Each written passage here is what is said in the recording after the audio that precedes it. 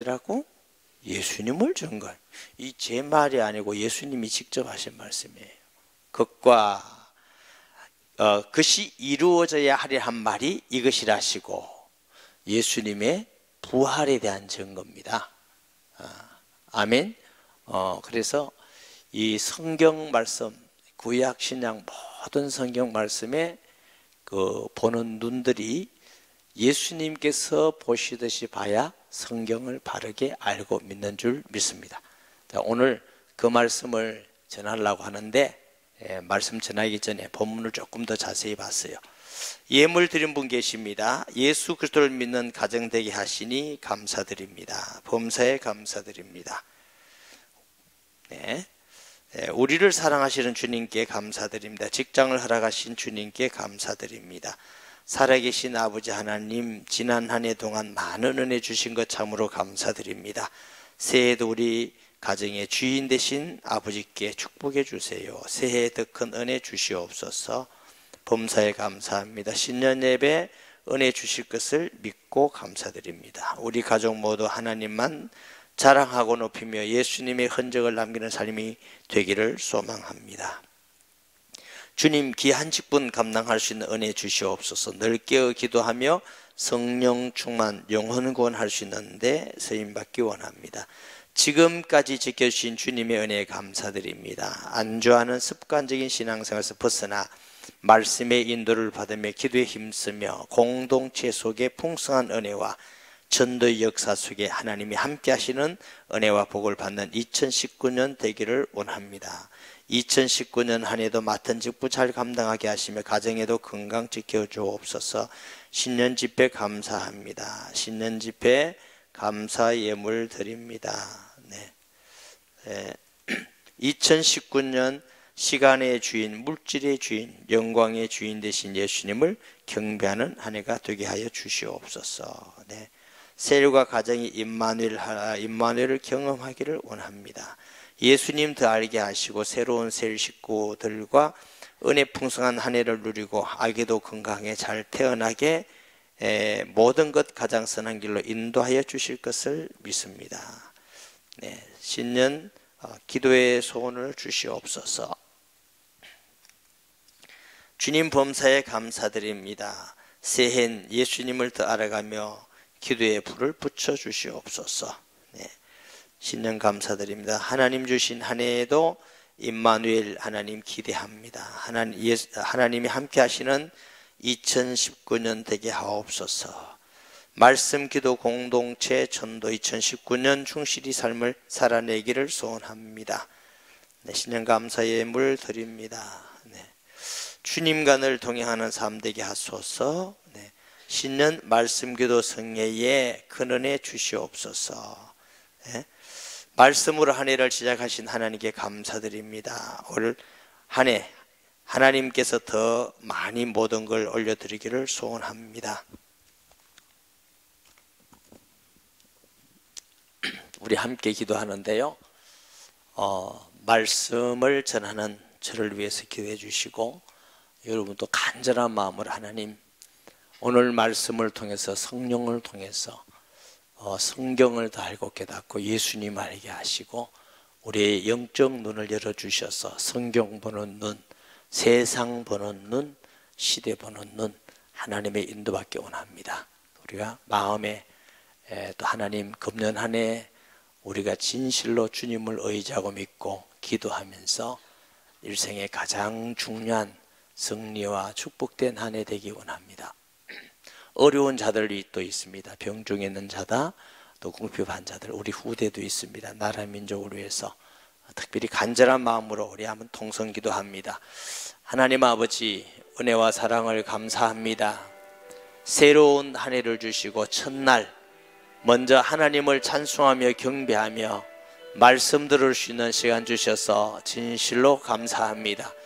못난 종 마른 막대기 같고 돌 같지만 주님이 사용하셔서 하나님의 뜻이 이루며 하나님의 백성들에게 가장 귀중한 주님의 말씀을 증거하는 시간, 하나님이 영광 받으시는 시간 되기를 간절히 원하고 기도합니다. 아버지, 우리의 마음에 낮고 겸손한 마음을 주시고 주의 말씀이 깨달아지고 믿어지고 지켜주시며 성경 보는 눈이 열려지게 하시고 세상 보는 눈이 열려지며 모든 문제와 사건을 보는 눈이 열려지며 하나님의 인도를 받으며 하나님이 함께하는 교회와 성도가 되게 하여 주셔서 주의 말씀으로 인도받을 수 있는 한 해가 되게 하여 주시기를 원합니다. 아버지, 우리의 마음속에 은을 사모하듯이 금을 사모하듯이 하나님 말씀을 사모하는 시간 되게 하여 주시며 가정마다 자녀와 생업에도 지키시고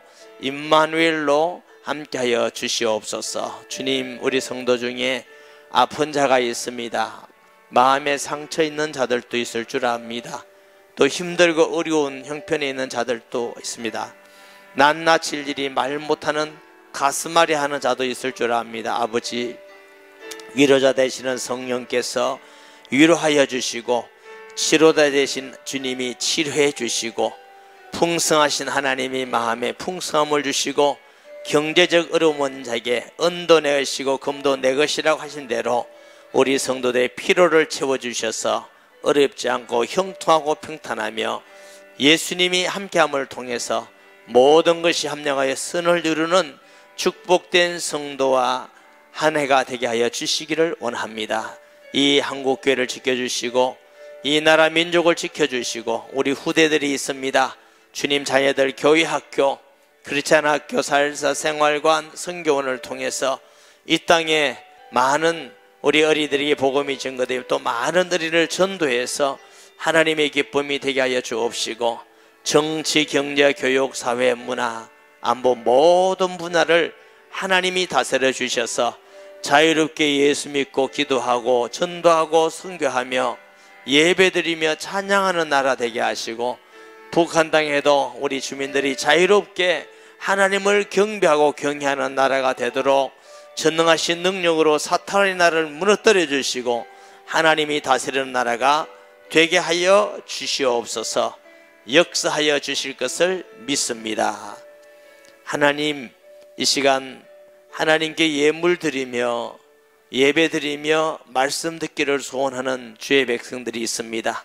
건강을 위해서, 가정을 위해서, 주를 더 알기 위해서, 순종하기 위해서, 은혜 받기 위해서, 하나님께 영광을 돌리기 위해서, 복음 전하기 위해서, 또 자녀와 생업을 위해서, 우리 모든 발걸음을 위해서 하나님, 우리의 마음을 드립니다. 내 보물이 있는 곳에 마음도 있담 같이 우리의 보물을 먼저 주님께 드리게 하여 주시니 감사합니다.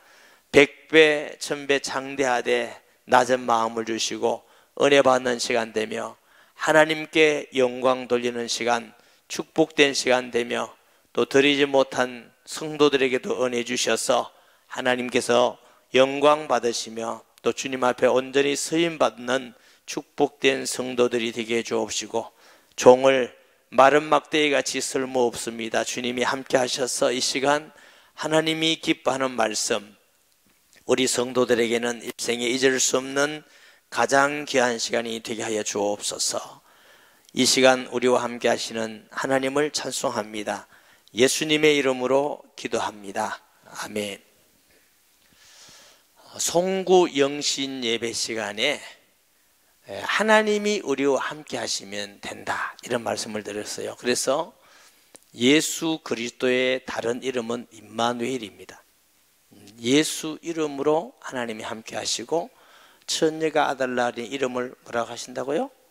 임마누엘이라 하리라. 예수님의 또 다른 이름이 임마누엘인 것은 예수님으로만 함께 하신다, 이렇게 말씀을 드렸어요.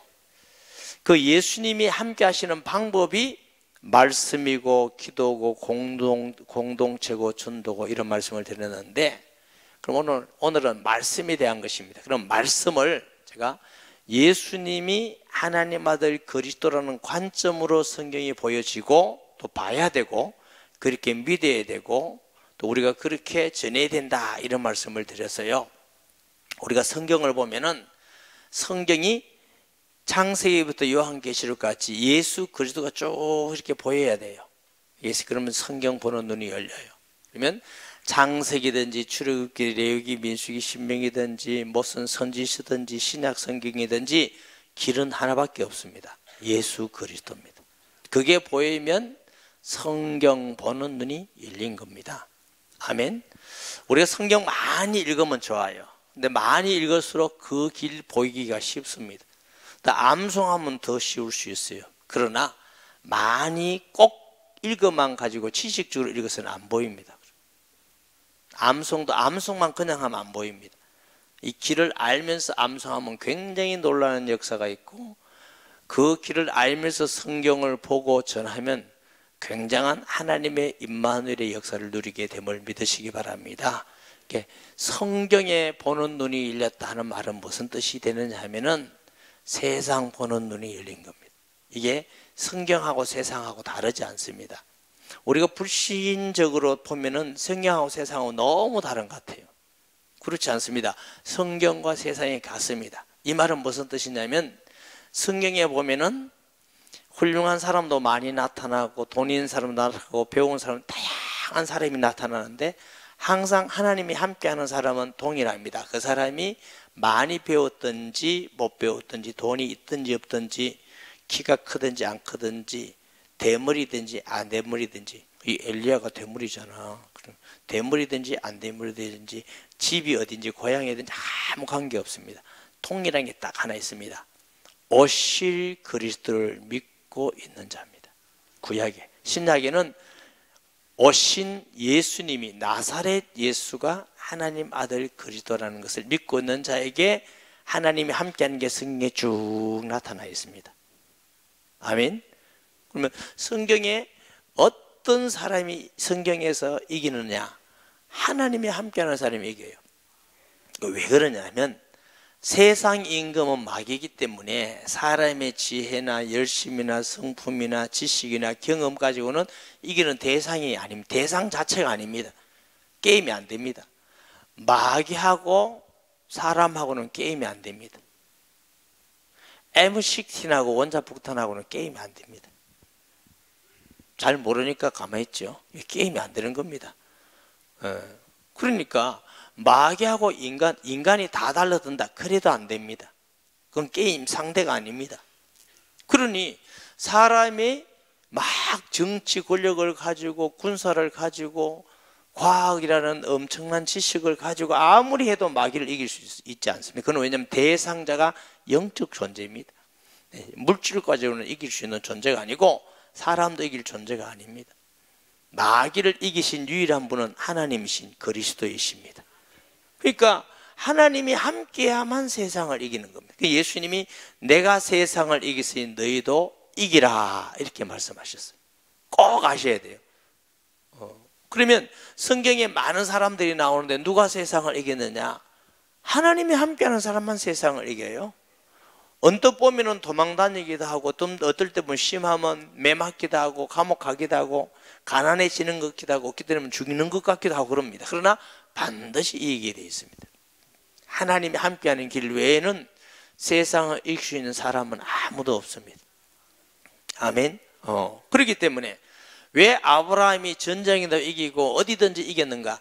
이유는 딱 하나입니다. 하나님이 함께했기 때문에. 우리가 다윗을 보면은 죽음의 위기가 있고 쫓겨다니고 얼마나 위기가 많습니까? 언뜻 보면 지는 것 같아. 요셉도 팔려갈 때 보면 지는 것 같아. 형들에게 졌고, 어떤 여자한테 모함당하고, 일이라고는 되는 게 하나도 없는 것 같아. 그건 우리가 보는 거고, 결국은 승리합니다. 그 모든 과정, 하나의 과정일 뿐이지 승리합니다. 이유는 뭐냐? 하나님이 함께 하시기 때문입니다. 아멘.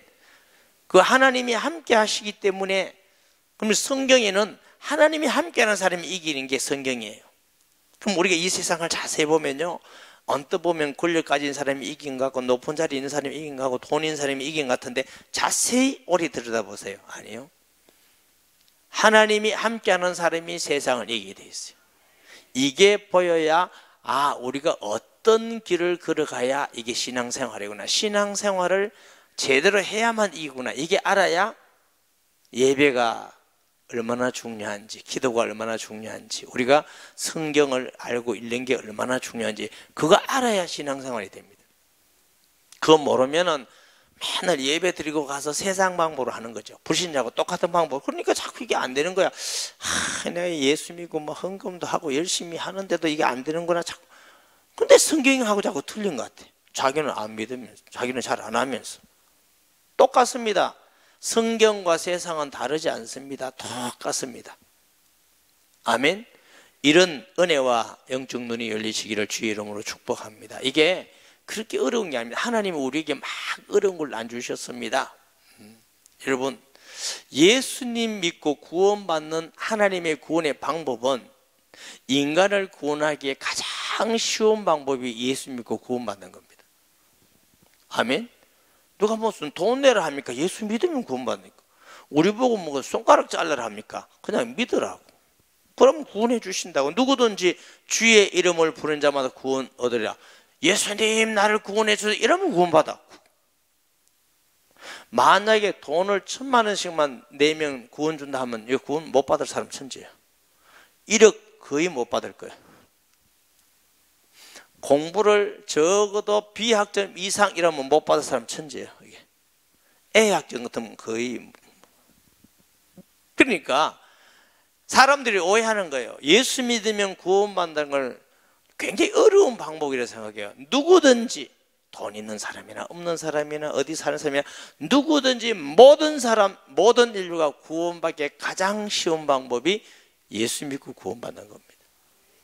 그러면 구원의 길도 하나님이 이렇게 쉽게 해주셨다고. 왜? 하나님이 다 이루나서 그의 아들 예수님을 보내사 내가 다 이루었다 그랬어요. 우리는 그냥 믿으면 돼. 그러니까 어떤 분은 제가 전도하다가 목사님 그래 쉽습니까? 그래 쉽다니까 못 믿겠대. 너무 쉬워서 내가 이래 많은 죄를 지었는데 어떻게 믿기만 하면 용서해 주시냐고. 난 못 믿겠다고. 그것도 못 믿는 사람이 있더라고요. 아무리 해도 꼬셔도 안 되더라고. 그러니까 이게 너무 쉬워도 안 믿는구나. 왜냐하면 세상은 너무 쉬우면 아닌 줄 아니까. 누가 공짜를 돈 주는 사람이 있겠어요? 다 열심히 해야 노력해야 주기 때문에 거기에 익숙한 사람은 구원도 뭔가 피땀 흘리고 불 가운데 걸어가고 막 고생하고 굶고 이래야 구원이 오는 줄 생각해요.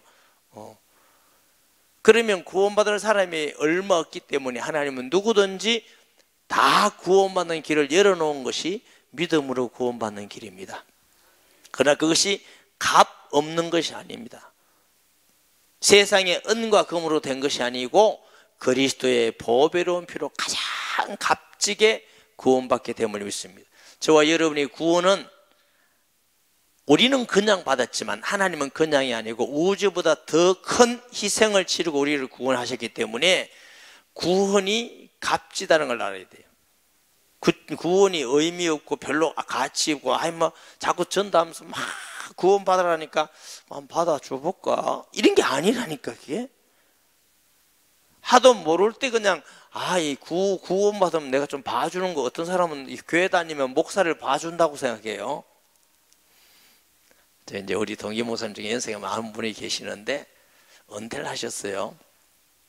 근데 한 분이 그러더래요. 1년간 교회 오더니 안 오더래요.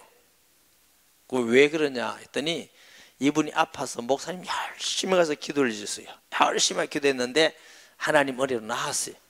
열심히 교회 나오더래요. 1년 동안 나오더니 안 나와서 신방을 하다. 왜 교회 안 나오냐니까 목사님 내가 1년쯤 나가줬으면 되지 더 나오란 말입니다.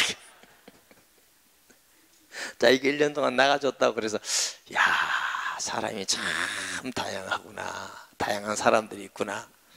여러분, 우리가 받은 구원이 그냥이지만 공짜지만 하나님은 공짜로 주신 게 아니고 온 우주보다 더 큰 희생을 치르시고 하나님 아들이 이 땅에 오셔서 고난받고 별로 죽기까지 하시고 우리에게 주신 구원이기 때문에 구원을 소중히 여기셔야 됩니다. 어떤 것보다 구원을 소중히 여기십니까? 예수님께서 아비나 어미나 자녀나 아들이나 어떤 것도 나보다 더 사랑하면 내게 합당치 않고 구원이 우리가 우리 힘으로 얻을 수 없기 때문에 하나님이 그냥 주신 것이지 가치 없는 건 아닙니다.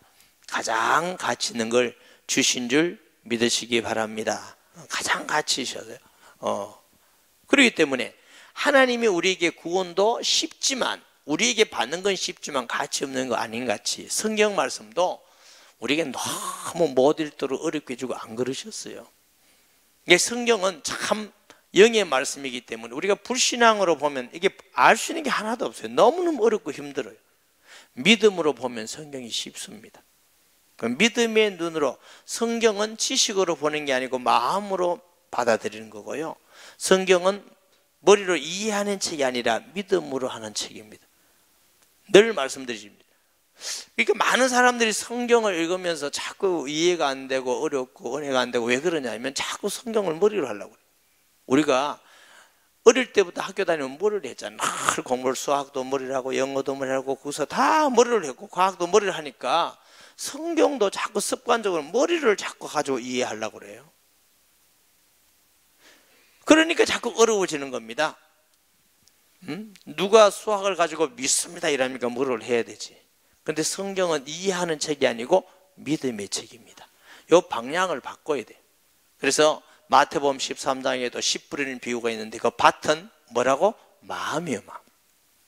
성경을 읽을 때나 들을 때, 또 성경을 마음에 전할 때도 내가 마음에 믿는 바를 전해야 되고 말씀을 내가 마음으로 받아들여야 되고, 이러면요 그 말씀이 살아있어서 말씀이 우리를 변화시키고 치료하고 새롭게 힘을 주시고 하나님 말씀이 하셔요. 많은 사람들이 신앙생활 거꾸로 하는 사람은 머리로 받아들여 가지고 내가 하려고 해, 내가 자꾸 해나가려니까 예수 믿는 건 믿을수록 어려워지는 거죠. 그러니까 사실은 어려운 게 아니고 불가능한 거죠. 우리가 어떻게 내 힘으로 성경을 다 지켜나갑니까? 내가 어떻게 성경을 다 믿습니까? 그러니까 너무나 힘이 드는 거라. 안 믿어지는 걸 믿으려는 것만큼 힘든 것도 없습니다. 그래서 제가 복음 전할 때 안 믿어지면 믿지 마라 그럽니다. 그럼 편안해지지. 믿지 마라 그러면 편안하지. 안 믿어지는 걸 어떻게 믿어요? 그런데 내가 마음을 열고 그냥 들으면 하나님의 말씀이 살아서 우리에게 들을 때 믿음이 생겨요. 아멘. 요거 하나만 알아도 자꾸만 성경도 알아가고 예수님도 알아갈 건데, 예배드릴 때 늘 그러니까 머리로 계속 설교를 듣는 사람은 들을수록 오래 갈수록 두 가지 현상이 나타납니다. 교만해지고 불신앙이 많아집니다. 그러면 진짜 설교를 들을 때도 내가 아는 거야. 저거 아는 거. 아유, 또 저거 하네. 들을 필요 없네. 요 사람은 머리로 듣는 겁니다. 근데 가슴으로 듣는 사람은요, 가슴으로 받아들이는 사람은 똑같은 간증을 똑같이 해도 늘 이게 새로워집니다. 아멘이 되고 새로워지고 더 깊고 넓고 확실하게 자꾸 깨달으십니다. 그러면 그 말씀 안에서 신앙이 자꾸 성장돼 가고 살아있는 신앙이 됩니다. 아멘. 그 하나부터 완전히 바꾸셔야 됩니다. 성경은 영의 말씀이지 수학책을 하듯이 머리로 이해하고 그런 책이 아닙니다. 그래서 제가 뉴라이프 할 때 성경을 말씀할 때 이런 말씀 드리잖아요. 뉴라이프 다 했죠? 혹시 안 한 사람은 회개하세요. 자, 1-1은 제가 2다 이거 걸리거든요. 1-1은 제가 6이다 이렇게 해요. 이게 1-1은 6이다 그러면 아멘 이런 사람은 뉴라이프를 들은 사람이에요. 우리에 저게 뭔 저런 말을 하냐 하면 안 들은 사람이에요. 자, 1-1은 2다 맞죠? 그러니까 이제 처음 온 분에게 물어요. 제가 1-1은 6만 그럼 다 틀렸다고 그래요. 그럼 내가 설명하지. 총각하고 전냐고 결혼해서 애 4명 낳고 식구가 6명이다. 그럼 맞다 이게. 그 우리 집인데 그거 안 맞으면 안 되지. 성경은 이쪽이에요. 생명이기 때문에. 요거는 생명이고 요거는 생명 없는데, 생명 없는 데는 연필 한 자루 더하기 한 자루는 2자루예요. 생명 있는 좁쌀 하나 심고 또 하나 심고 2개 심었는데 이게 6이 아니에요. 100도 되고 1000도 되고 만도 되고 그래요. 아멘. 그러니까 우리는 사람은 살아있기 때문에 결혼도 이쪽이에요. 사업도 이쪽이에요. 모든 자식 키우는 거 전부 다 이쪽이에요. 이쪽이 훨씬 많다고요. 그런데 사람들은 이 관점적으로 자꾸 이걸 보려니까 살아가는 게 이해가 안 돼. 이게 성공해야 되는데 왜 실패하냐? 행복해야 되는데 왜 어려워지노? 저 사람들은 불행할 것 같은데 왜 저리 행복하냐? 이게 이해가 안 되는. 왜? 이거 관점이니까. 자꾸 성경을 이렇게 보니까 이 말이 안 되는 얘기가 그래 많고 이해가 안 된다. 이해가 안 되죠. 생명은 머리로 이해하는 게 아니니까. 생명의 계산이란 말이에요. 그러니까 이 관점 자체가 다르기 때문에 하나님의 말씀은 이해하는 책이 아니고 마음으로 믿고 듣는 책인 줄 믿으시기 바랍니다. 자, 성경에 중요한 내용이 예수 그리스도라는 말씀을 드렸는데 성경의 중요한 내용, 예수 그리스도를 성경은 이렇게 말합니다. 언약이라고 합니다. 언약. 그러니까 성경의 다른 말로는 약속입니다. 구약, 신약, 테스터먼트. 그렇죠? 그러니까 성경은 약속이란 말이 무슨 뜻인지 모르면 죄송합니다만 성경을 아무리 많이 읽어도 성경은 모르는 겁니다. 내용은 알 수 있죠. 12제자 누구냐? 12지파 누구냐? 아브라함의 아들 누구냐? 아브라함의 아버지는 누구냐? 이런 건 알지. 그거는 성경 아는 거 아닙니다. 그 지식적인 것도 일단은 알아야 돼요. 아브라함의 아버지가 누구지? 몰라. 아브라함의 아들이 누구지? 몰라. 예수님 열대자 몰라. 무조건 몰라 하면 곤란해져요. 성경은 지식적으로는 기본적으로 아는 게 필요합니다. 그러니까 어느 정도 읽어야 되지만 그러나 그렇게 지식적으로 아는 건 성경을 아는 게 아닙니다. 그럼 성경은 뭐 알아야 되느냐? 지식적으로 알지만 성경 속에서 언약이라는 걸 알아야 됩니다. 그 언약이라는 걸 알아야만 성경을 아는 것이고 그 언약을 알면은 성경의 길이 쫙 보입니다. 아, 창세기에서 이 길로 가는구나. 출애굽기가 이 길로 가는구나. 레위기가 이 길로 가는구나. 서신서가 이리로 가는구나. 시편이 이렇구나. 그 다음에 신약이 이런 거구나. 길이 다 보인다고요. 길이. 우리가 살아가는 길도 어떤 길로 가면 되겠구나 이렇게 봐요. 좀 죄송한 표현이지만 그리스도라는 이 언약을 알면은 저 사람이 하나님이 함께해서 복을 누리겠구나. 절대로 안 되겠구나가 표가 납니다. 얼굴 색깔하고 다릅니다. 아무 관계 없습니다. 키 큰 거하고도 아무 관계 없습니다. 그리스도를 알고 믿고 말씀에 눈이 열리면 하나님이 함께하는 거 보여요. 그 사람은 문제가 있고 어려움이 있고 곤란하고 핍박을 하도 걱정 안 해도 됩니다. 그까지도 다 복이 되어버립니다. 신자라니까 그러시네. 그런데 이 사실을 모르고 어떻게 돌아가는지 모르고 막 자기 노력으로 되면 지금은 굉장히 잘 되는 것 같은데 반드시 그게 저주로 다 빠져버립니다. 꼭 아셔야 돼요. 자, 저주는 돈 없는 게 저주, 높은 자리에 못 간 게 저주가 아닙니다. 하나님 떠나면 저주가 되어버려요. 복은 돈 많은 게 복이 아니고 하나님이 그와 함께 하면 다 복이 됩니다. 이거는 막 팔려가도 복이 되고 핍박받아도 복이 되고 그냥 잘 돼도 복이 되고 넘어져도 복이 되고 걸어가도 복이 되고 다 복이 되는 겁니다. 이게 성경의 기준이에요. 하나님이 떠나면 왕이 돼도 죽고 이랍니다. 저주받고 장군이 돼도 실패고 많이 알아도 문제가 되고 기준이 하나님이 함께 안 하느냐 아니냐 이게 기준이에요. 그 함께하는 이름이 예수 그리스도고요. 아멘. 그럼 이게 성경의 약속인데 무슨 약속이냐? 구약이라는 건 하나님이 인간이 범죄하고 나니까 이 범죄라는 죄는 윤리 도덕보다 더 근본적인 겁니다. 도덕이 뭐냐? 하나님과의 관계가 파괴돼 버렸어요. 하나님을 배반해보고 하나님을 반역하니까 하나님이 떠나버렸어요. 그걸 보고 영적 죽음이라요. 성경에 말하는 근본의 죄는 윤리 도덕을 훨씬 더 넘을 수 있습니다. 그럼 윤리 도덕은 문제가 안 됩니까? 죄가 아닙니까? 제가 언제 문제 안 된다고 그랬어요. 죄, 그것도 다 죄가 되지요. 죄가 되지만 근본 죄 때문에 모든 따라오는 죄입니다. 그래서 요한복음 16장 9절을 보면 예수님이 내가 보혜사 성령을 보낼 텐데 죄에 대하여라면 나를 믿지 않으면 이게 단수입니다. 하말테는 단수인데 죄에 대하여라면 나를 믿지 않으면 예수님 안 믿는 그거가 죄다 그 말이에요. 그 다음엔 모든 죄가 그 안에 다 있습니다. 뭐 수백 개 수억 개 다 있습니다. 그래서 예수님을 하나님 아들 구주로 믿으면 죄가 없다. 로마서 8장 1절을 보면 그러므로 그리스도 예수 안에는 결코 정죄함이 없나니 죄가 없단 말이에요. 그리스도 예수 안에는 생명의 성령의 법이 죄 사하는 것을 해방하였음이니라. 왜 그러냐? 예수님이 우리의 모든 죄를 십자가에 도말했기 때문에 우리는 죄인이지만 예수님 안에서 우리 죄가 없고 회개해서 사함받고 의롭게 되었다 그런 뜻입니다. 우리가 죄 안 지었다 그런 거 아닙니다. 그래서 하나님 앞에 의인은 믿음으로만 의롭게 되는 의지, 우리가 노력으로 의롭게 될 수 있는 건 아니에요. 그래서 자꾸 믿음으로, 로마서 1장 17절 로마서의 주제인데, 믿음으로 믿음에 이르게 하나니 기록된 바 오직 의인은 믿음으로 살리라 함과 같으니라. 다시 말하면 오직 믿음으로만 의롭게 된다. 아브라함이 행위로 의롭게 되었느냐? 그렇지 않고 하라와 아브라함이 믿으니 그로 의로 여기신지라, 이렇게 됐어요. 아멘. 이게 그래서 내 공로가 아니고 하나님의 은혜라는 거죠. 아멘. 하나님께 범죄하고 난 인간, 하나님하고 관계가 파괴된 인간에게 하나님은 약속하십니다. 뭐라고? 창세기 3장 15절에 보면은 여자의 후손이 올 것이다. 그가 뱀의 머리를 짓밟을 것이요 그 뱀은 너희 발꿈치를 물 것이다.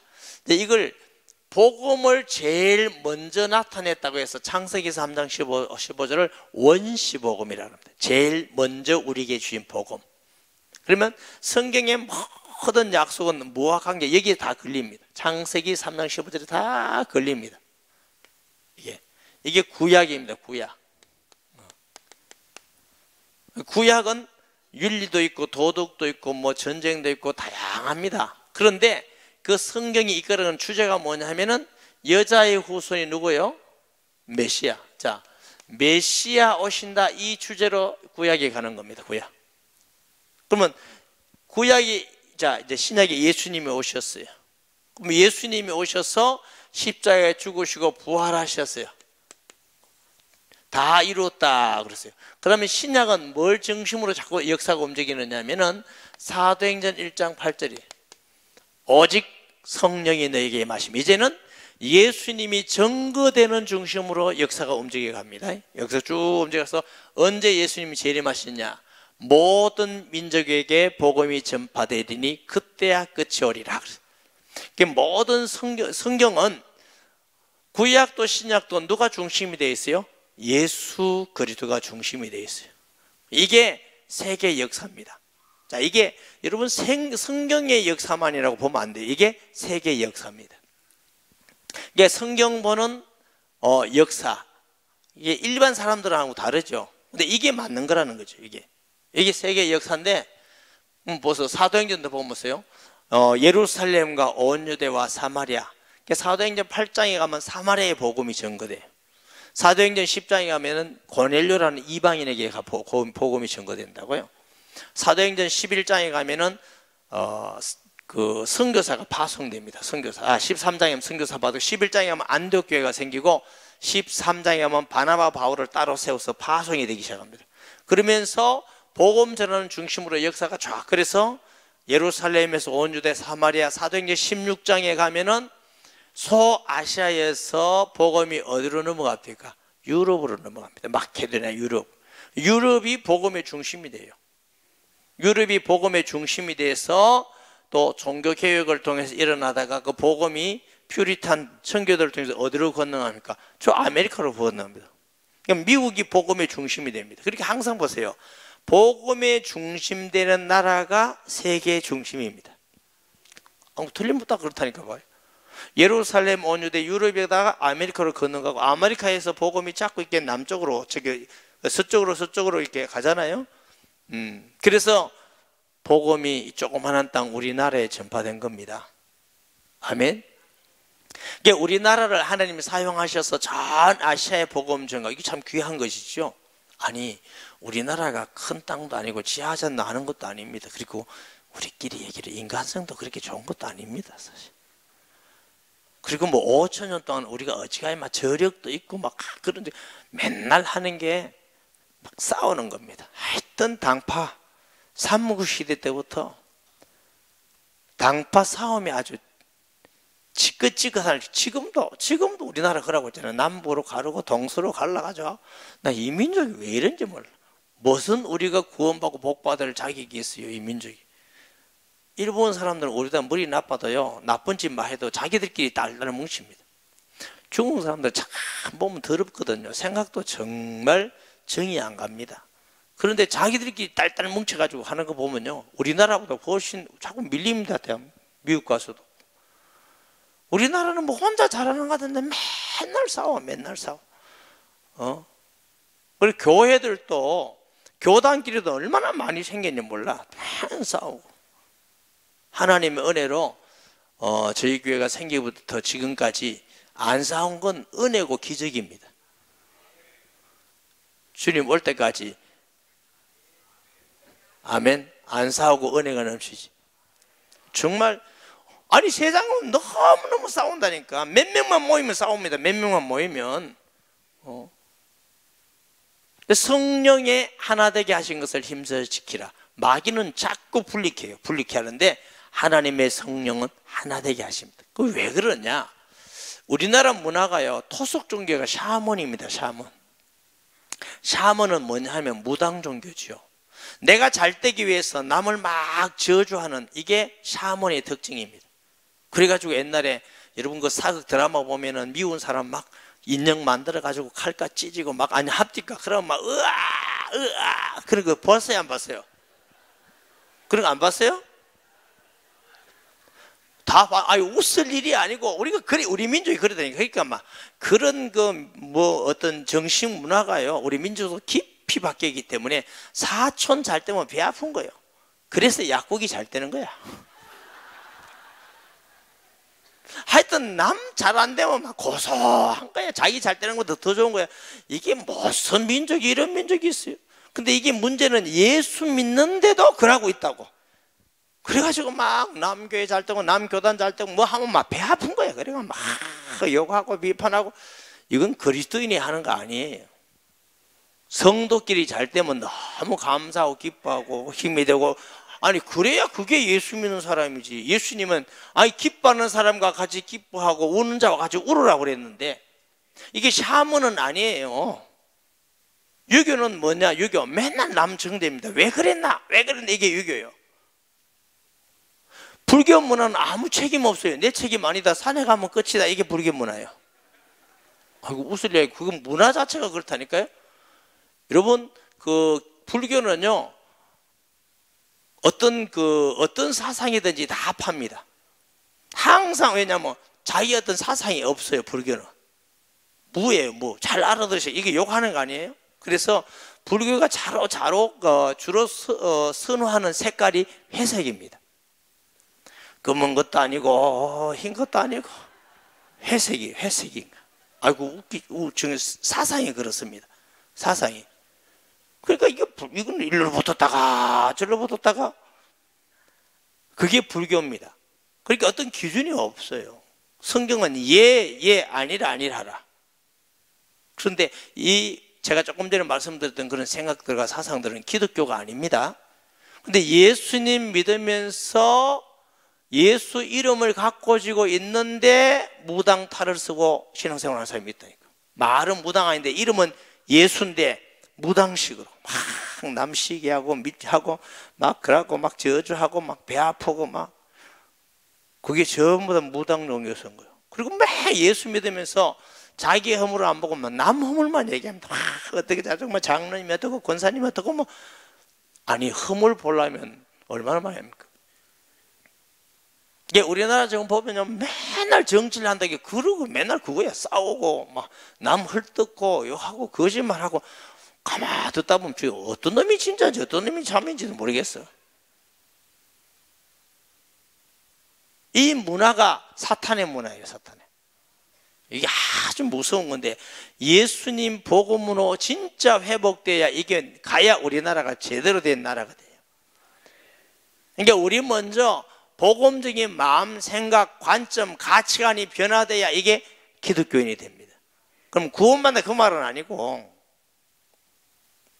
그래야 우리 개인 복음화가 이루어진 것이고 그래야 사회가 변하고 직장이 변하고 가정이 변하고 이게 그러니까 주님의 향기라고 그랬잖아요. 그리스도의 편지라고 그랬잖아요. 예수 믿으면 예수의 향기가 나와야 될 건데 예수 믿는데 무당 향기가 나오고 예수 믿는데 공자 냄새가 나고 예수 믿는데 스카모니 냄새가 나고 예수 믿는데 마호메트 냄새가 나고 이건 아니에요. 마호메트는 뭐냐면 내 편 아니면 다 죽인다. 그게 마호메트예요. 예수 믿으면서도 내 편 아니다. 그럼 적이다. 다 죽인다. 그게 마호메트잖아요. 우리가 한번 자세히 보아서 우리 자신을 들여다봐야 돼요. 내가 정말 예수님을 진짜 믿으면 예수님 따라가야 되는 거 아닌가? 생각이 예수님 따라 관점도 예수님이고 나는 마음이 언냐고 겸손히 나를 배우라. 근데 예수 믿을수록 막 교만해지고 예수 믿을수록 막 이상한 문제가 생겨. 그건 아니에요. 예수 믿는다고 하는데 근데 이게 잘 안 벗겨져. 진짜 믿고 기도하고 말씀에 눈이 열리고 따라가야 이게 벗겨지는 거예요. 출애굽할 때 보세요. 400년 동안 애굽에서 있는데 이게 애굽에서 출애굽은 했는데 애굽에 하는 행사를 계속 하는 거예요. 그게 40년 동안 광야에서 그거 벗겨보자고 하는데 계속 하니까 다 죽어 붙잖아. 그 벗어난 사람 딱 두 사람이에요. 여호수아와 갈렙. 그 사람만 가나안 땅에 들어갑니다. 여러분 잘 아셔야 돼요. 예수님 믿으면서 예수님 안에 있는 그 권세와 능력과 풍성함과 임마누엘과 응답을 우리가 누리면서 살아가야 되는데 내 생각이나 관점이 그렇게 안 되니까 하나님은 믿음의 역사로 가는 그런 면에서는 믿음이라는 건 예수님을 닮아가는 게 믿음이에요. 아멘. 예수님을 닮아가야 됩니다. 그게 믿음이에요. 이 복음이라는 건 내가 노력해서 얻는 것이 아니고 하나님의 은혜로 내가 막 열심히 해서 성취하는 것이 아니라 그냥 하나님의 은혜로 믿었더니 하나님이 함께 해주시고 다 주셔서 감사해서 하는 건데 보니까 자랑할 게 하나도 없어. 다 은혜로 구원받았어. 그리고 우리가 예배 드리는 것도 하나님이 힘 주셔서 했어. 헌금 드리는 것도 하나님이 주신 것 중에 감사해서 했어. 내가 봉사하는 것도 전도하는 것도 그러니까 자랑할 게 하나도 없는 거야. 그 쓰임 받는 게 그러니까 바울같이 헌신하는 사람 우리 중에 있어요? 없잖아요. 저는 바울같이 못하지만 닮은 거 한 두 가지 있습니다. 바울하고 닮은 거 아는 사람. 대머리하고 키 작은 거. 바울의 신앙은 근처도 못 가고 막 가만보니까 닮은 게 있더라고. 대머리더라고. 키도 적고 못생겼고 그래. 와 희망이 있다. 희망이.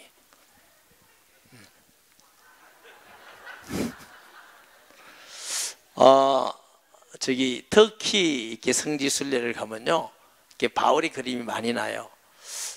키 크고 잘생긴 사람 조심하시기 바랍니다. 별로 안 기쁠지 모릅니다. 그런데 우리가 누가 바울을 근처 나갈 수 있겠습니까?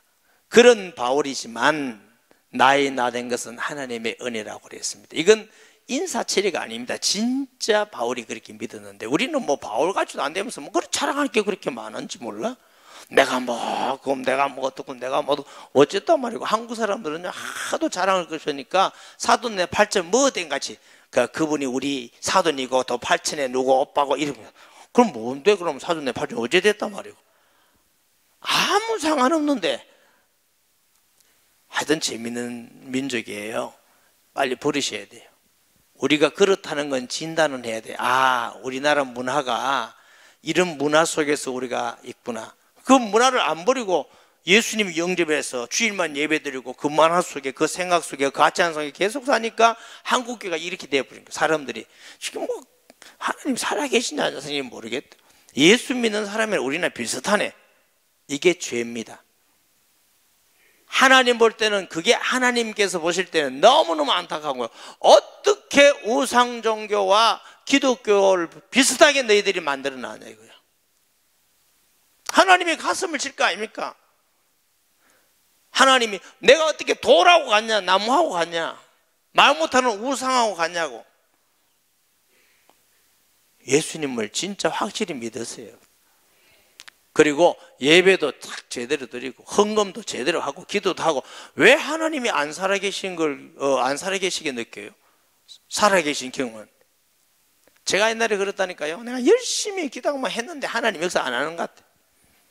나중에 알고 보니까 역사 안 하는 것이 아니라 내가 불신앙이 너무 많더라. 쓸데없는 거, 내 마음대로 믿고 내 기준으로 믿고, 그게 불신앙입니다. 믿음이라는 건 성경대로 믿어야 믿음이지 내가 열심히 낸다고 믿음이 아니에요.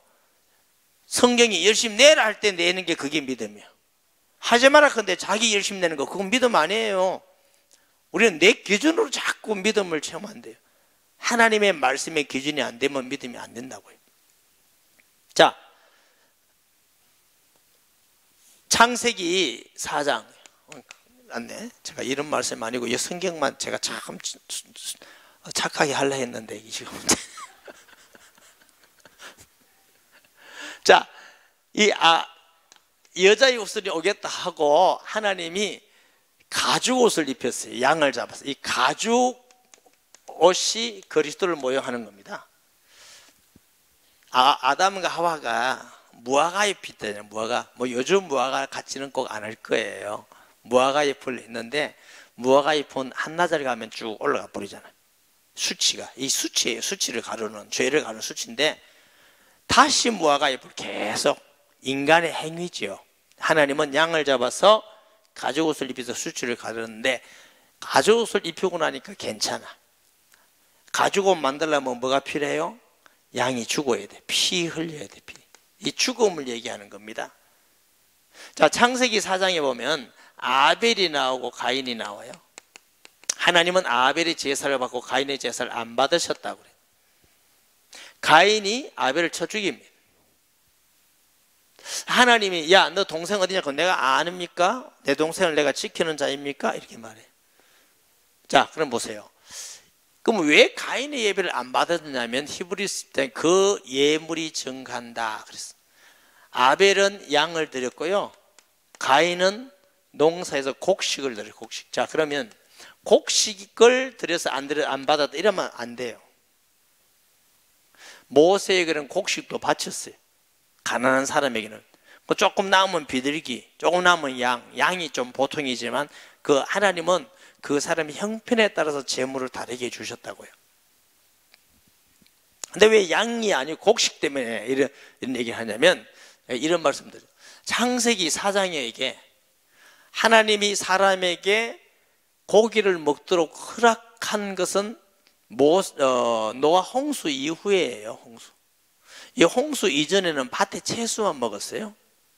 그러면 아벨은 양을 먹이는 자인데 아벨이 양을 먹인다는 것은 육신을 위해서예요? 제사를 위해서예요? 오직 제사를 위해서. 그러면 아벨은 양을 먹일 때마다 양을 보면서 누굴? 오실 그리스도를 바라보는 거예요. 양을. 그게 제사 때문에, 피 흘리는 제사 때문에. 아시겠죠? 그러니까 하나님께서 아담을 통해서 자, 아벨이 여자의 후손이라는 걸 아담이 이해했을까 못했을까? 이해했겠어요? 못했겠어요? 보세요.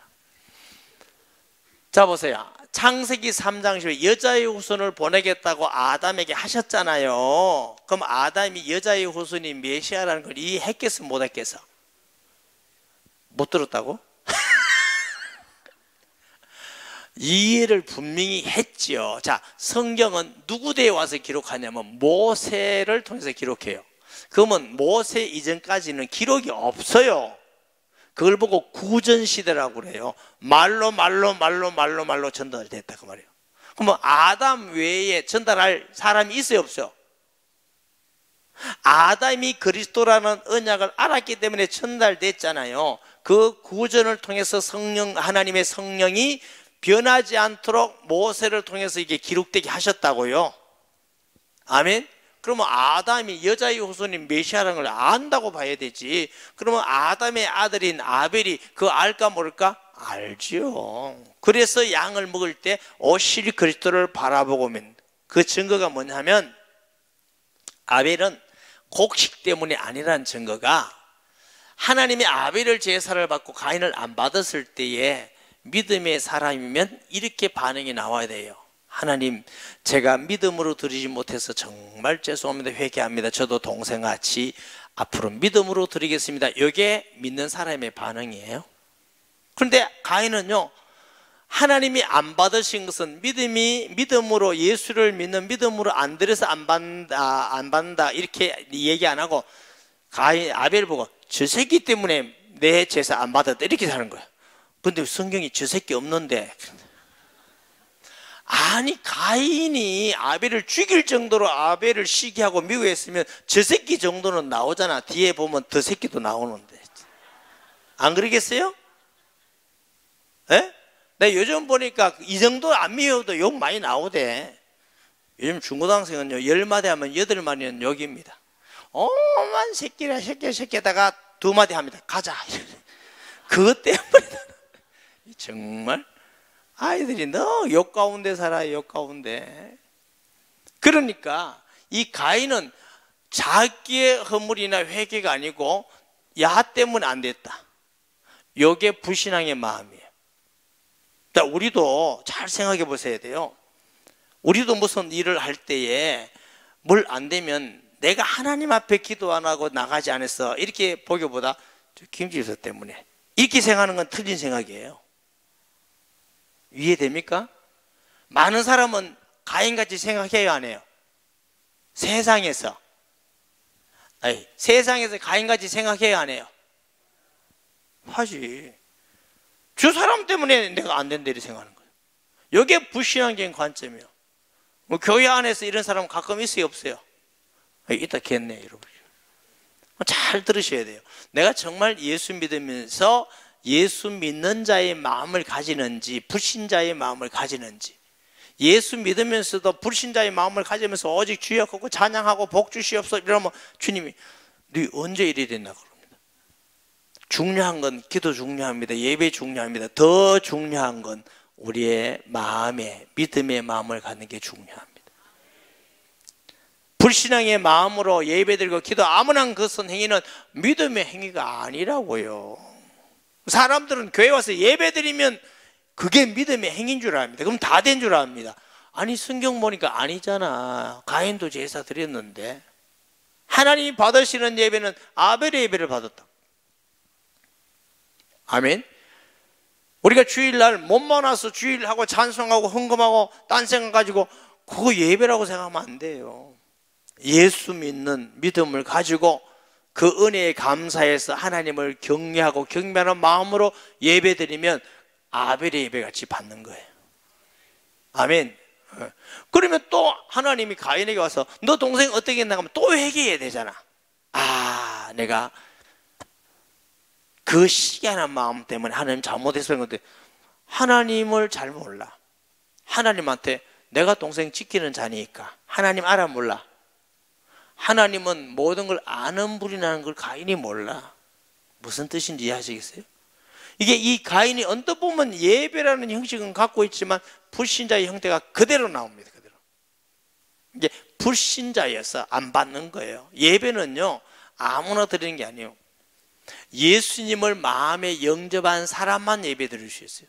예배는 인간이 하나님께 드리는 최고의 축복된 행위예요. 그래서 제가 예배를 자꾸 나와서 이런 얘기 잘 안 하잖아요. 왜 안 하나? 이게 엄청나고 놀라운 축복된 인간이 최고의 축복인데 그걸 뭐 자꾸 나오라고 그래. 자기가 나와야 복된 걸 알지. 몰라서 안 나오는 거지. 복된 줄 알면 예배 안 드릴 사람이 어디 있어요? 다 하고 우선적으로 드릴 것인데. 요한복음 4장 2절에 하나님은 영이시니 예배하는 자가 어떻게 한다고? 성령과 진리로 예배할지니라. 그러니까 예배는 불신자가 막 앉았다고 예배드리는 게 아니고 내 안에 성령이 계세요. 비로소 하나님께 예배 드릴 수 있는 거예요. 그러니까 예배라는 건 하나님의 자녀가 하나님께 할 수 있는 최고의 축복된 행위가 예배예요. 그 예배를 통해서 구원도 받고 영적 힘도 얻고 말씀을 통해서 치료되고 인도받고. 아멘. 예배가 가장 중요한 하나님의 축복의 통로라니까 그러시네. 그러니까 이 가인은 영 불신앙을 하고 또 하나님께서 다른 사람한테 제 죽일까 싶어서 나를 보여 뭐 하나님 생각 안 하고 동생하는 거 자기 생각하는 게 이게 불신앙입니다. 하나님 떠난 사람의 특징은 자기가 주인됩니다. 알아주시겠죠? 이게 가인의 예배를 받으신 것은 가인이 착해서가 아니고 그리스도를 믿는 약속입니다. 그래서 보세요. 성경 창세부터 계시록까지 누구 대신 누구를 주었다는 데는 얘기밖에 없어요. 아벨 대신 누구를 줬다고? 셋을 줬어요. 사실은 셋이 누구라고? 아벨이. 성경의 첫 선교자가 아벨입니다. 왜 이 대신을 줬다고 꼭 하느냐 하면은 하나님은 아담을 통해서 약속, 아벨을 통해서 누가 이 땅에 와? 메시아가 와야 되는 거예요. 아벨이 죽고 나니까 셋을 줘서라도 이 메시아 약속을 이루시는 것이 성경이고 하나님의 역사입니다. 이게 세계의 역사입니다. 이걸 보셔야 이 성경이 지금 뭘 지금 말하고 있는지. 그렇기 때문에 셋을 준 거예요. 셋. 아멘. 셋을 통해서 누가 이 땅에 예수 그리스도께서 오신다.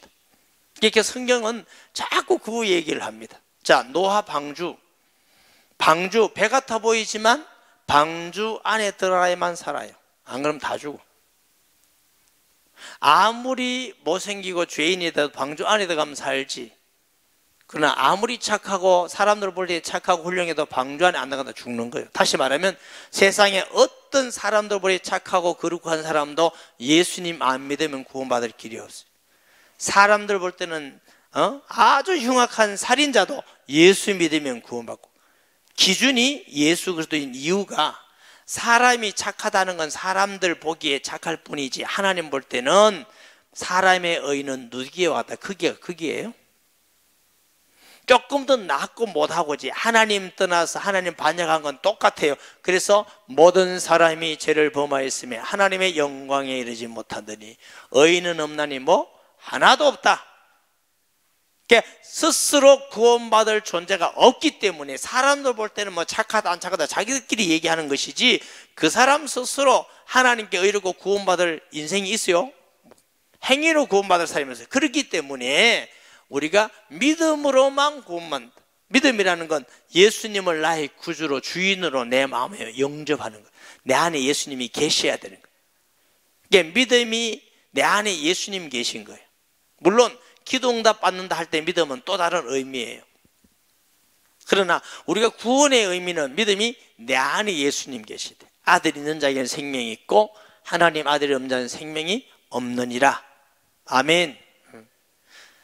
자, 오늘 준비를 제가 많이 해왔는데 가만 보니까 12시까지 해야 될 것 같아서 큰일 났네요. 제가 12시까지 하면은 내일부터 안 올 거고 그러지는 못하겠고, 어쨌든 제가 조금 내일은 다른 말씀을 전하려고 그러니까 조금 빨리 하긴 해야 되겠는데, 마음속으로 기도하면서 들으세요. 우리 목사님 다른 데 안 빠지고 빨리 하고 은혜 받게 말씀을 하게 해 주시옵소서.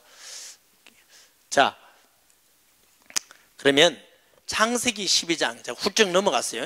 창세기 12장에 아브라함이라는 사람이 나와요. 하나님이 아브라함에게 부르십니다. 너희 본토 친척 아비 집을 떠나라 그랬어요. 근데 떠나라 하면서 내가 너희 자손으로 말미암아 천하 만민이 복을 받으리라 너희 씨로 말미암아 이렇게 말씀하십니다. 그런데 창세기 11장 30절에 창세기 11장 30절에 보면은 아브라함의 아내 사레가 있습니다. 사레는 임신하지 못하더라. 그러니까 아내가 아기를 못 낳는데 12장에 가서는 뭐냐면 아들 주겠다 이렇게 말씀합니다. 아들. 아시겠죠? 근데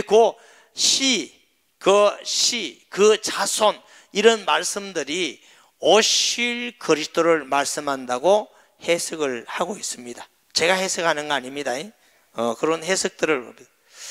자, 그러면 조금 한번 찾아보면 좋겠는데요. 이게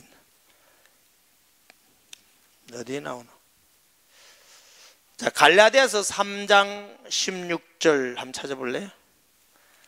여러분 조금 찾으셔야 돼요. 오늘 갈라디아서, 목사님 내 성경에 갈라디아서 없는데 이러지 말고, 또 갈라디아서 3장 16절은 305페이지 신약 성경입니다. 또 구약 찾지 마시고. 갈라디아서가 구약인지 신약인지 모르면 큰일 납니다. 그러면 구약시대 사람으로 돌아갑니다. 305페이지. 자, 한번 봉독하면 시작. 이 약속들은 아브라함과 그 자손에게 하신 것인데 여럿을 가리켜 그 자손들이라 하지 아니하시고 오직 한 사람을 가리켜 내 자손이라 하셨으니 곧 그리스도라. 자, 보세요. 요 말씀이 어디 나오느냐 하면은 창세기 13장 14절 16절 한번 찾아봐요. 제가 왜 찾아보라면 이 프로젝트에 띄울 수 있는데 그러면 기억이 안 남아. 사람이 조금 더 찾고 보는 게 훨씬 낫기 때문에. 창세기 13장 14절 16절 보세요. 찾으셨어요? 롯이 아브라함을 떠난 후에 여호와께서 아브라함에게 이르시되 너는 눈을 들어 너희 있는 곳에 북쪽과 남쪽 그리고 동쪽과 서쪽을 바라보라. 15절에 보이는 땅을 내가 너와 내 자손에게, 이게 자손들이라 하지 않고 아브라함은 자손이 한 사람 아닙니다. 자손들이라 하고 자손에게 주리니 영원히 이르리라. 내가 내 자손이 땅에 티끌같이 하리니 사람이 땅에 티끌을 능히 셀 수 없다. 이게 자손들이라고, 자손이라는 것은 누구를 한다고? 그리스도를 말씀하고 있다. 제 해석이 아니고 갈라디아에서의 해석입니다. 그러면 우리가 성경을 어떻게 해석해야 된다고? 요 아브라함에게 자손이란 말을 아브라함은 오실 그리스도라는 걸 알았다 몰랐다? 알고 믿었다. 그 아브라함을 하나님이 사용하신 줄 믿으시기 바랍니다. 아멘. 자, 갈라디아서 3장 8절 보십니다. 또 갈라디아서 3장 8절.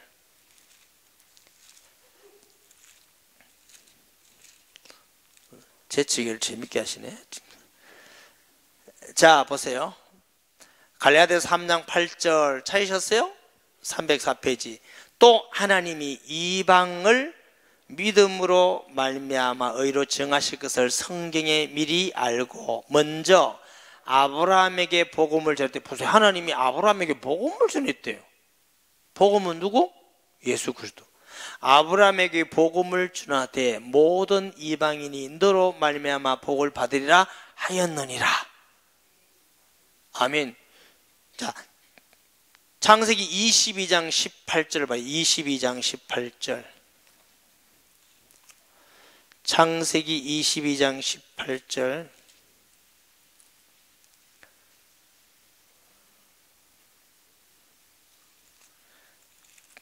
제가 늦게 찾네. 자, 22장 18절 찾았어요? 자, 이 보세요. 뭐라고 하셨냐면, 또 내 시로 말미암아, 이게 시들이 아니죠. 천하 만민이 복을 받으리니 이는 너희가 내가 나의 말을 준행하였으면 하셨다 하니라. 자, 이게 아브라함에게 하나님이 말씀하시기를 내 시로 말미암아, 그 고위의 17절에는 내가 너에게 큰 복을 주고 내 시로 크게 번성하게 하늘의 별과 같고 바닷가의 모래와 같게 하리니 내 시가 그 대적의 성문을 이 대적의 성문이고 마귀의 머리를 깨뜨리고 승리하겠다. 이미 아브라함은 너 시로 말미암아 할 때 아브라함이 그 시가 오실 그리스도라는 걸 알았다 몰랐다? 아브라함은 그렇게 알고 믿었다고 이렇게 기록해요. 아, 이게 제 얘기가 아니고 바울이 성령 충만해서 갈라디아를 쓰면서 아브라함, 우리 조상 아브라함이 복음을 받았고 그리스도를 알았고 그 시라는 걸, 그리스도라는 걸 알았고 아브라함 이렇게 믿었다고 말이에요. 이게 성경을, 구약을 이렇게 해석하고 봐야 이게 성경으로 맞는 거예요. 다르게 보면 안 돼요. 이게 아주 주 내용이에요. 성경이 그리스도 언약이라는 요 관점 속으로 보세요. 그러면 아브라함 얘기하는 것 같은데, 자손 얘기하는 것 같은데 이미 아브라함은 그 자손을 믿었어. 자, 요한복음 8장 56절은 내가 자주 인용하는 구절이니까 그럼 또 찾아보세요. 요한복음 8장 56절.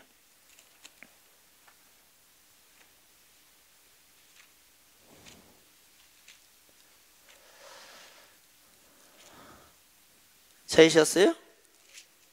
다 같이 시작.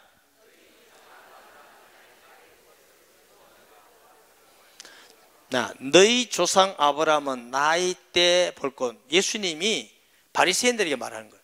너희 조상, 너희들이 아브라함 하는데 너희 조상 아브라함은 나이 때 그리스도께서 오실 걸 바라고 기뻐했다는 거예요. 아, 우리 나이 후손에서 그리스도가 오구나.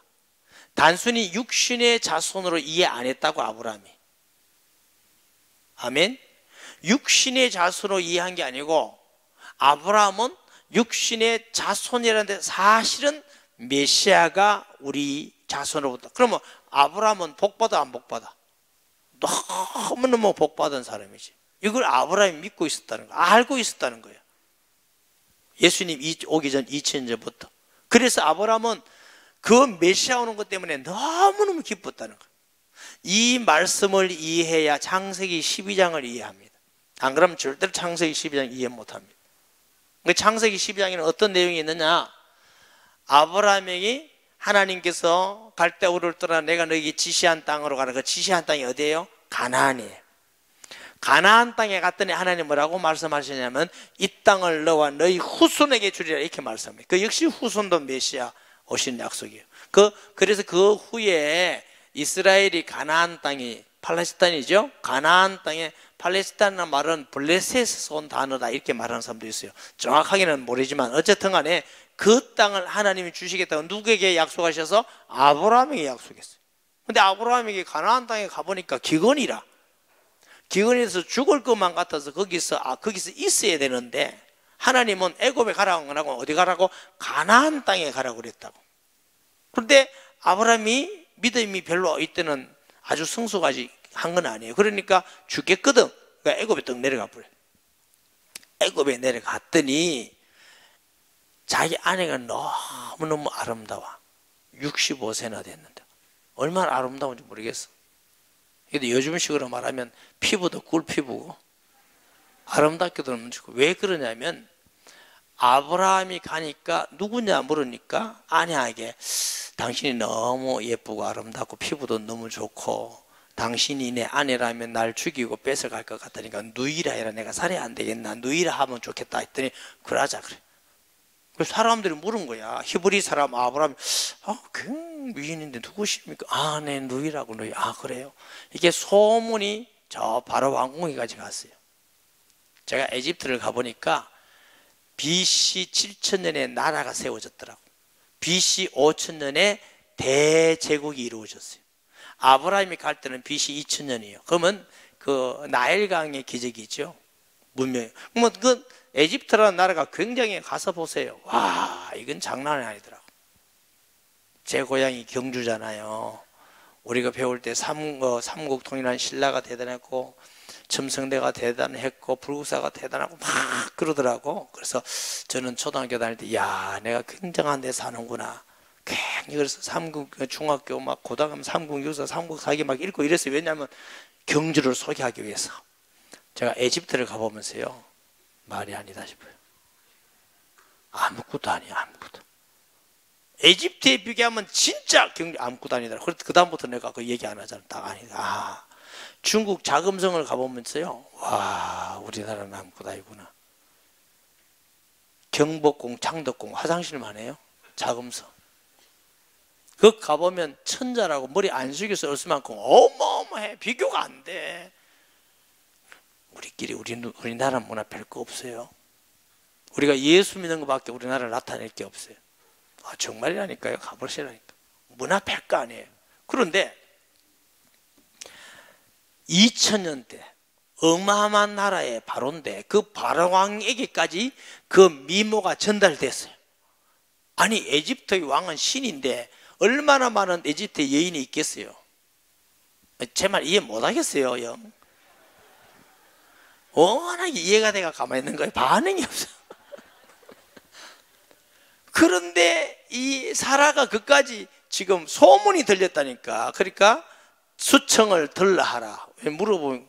그래서 성경에는 그런데 아브라함 바로가 하려니까 하나님이 바로에게 뭐요?